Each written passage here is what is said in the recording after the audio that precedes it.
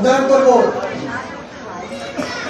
সমস্ত কোথায় ইন্দ্রাদেশু বৈরাগ্যম on on বচ জন্ম মৃত্যু জরা বেদুর দুঃখ, মানে চারটি সমস্যা। এই সমস্যা থেকে মুক্তি পাওয়ার জন্যই আমাদের এই সমাজে ব্যবস্থা। কারণ কি জন্মগত কষ্ট মাতৃগর্ভে যখন থাকি গভীর ঈশ্বরীয় তত্ত্ব আলোচনা, গভীর মনোযোগ সহকারে শুনতে হবে। তাই অর্জুন বললেন, হে কেশব, হে মাধব, যে মন দিয়ে ভগবানের কথা শুনবো সেটা খুব চঞ্চল। চঞ্চল মনকৃষ্ণ ভ্রমাতি বলভদ্রাম দস্যাং বিজ্ঞান মানো বায়ু জীবন। মানে বলছে বায়ু যেমন চঞ্চল, মন্দার চঞ্চল।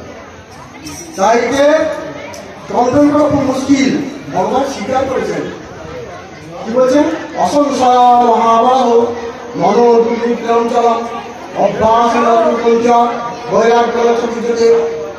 হে অর্জুন, অসংশয় আমার সন্দেহ নাই, মনটা যে চঞ্চল ভগবান নিজে স্বীকার করেছেন। অসংশয় মহাবাহ মনো দুর্বিক্রমচলম অভ্যাস বৈরাগ্য চতুর্থে। তাহলে কিন্তু অভ্যাস এবং বৈরাগ্যের দ্বারা মনকে কন্ট্রোল করা যায়। তো সেই গভীর ঈশ্বরীয় তত্ত্ব আস্তে আস্তে ঈশ্বরীয় তত্ত্ব আলোচনা শ্রবণ করার জন্য মনোযোগটা দিতে হবে। তাই বলতে চারটি আস্তে মায়েরা আস্তে একটু কথা কম করুন, তাহলে কোথায় সমস্যা দেখুন। জন্ম মৃত্যু জরা ব্যাধি প্র্যাকটিক্যাল।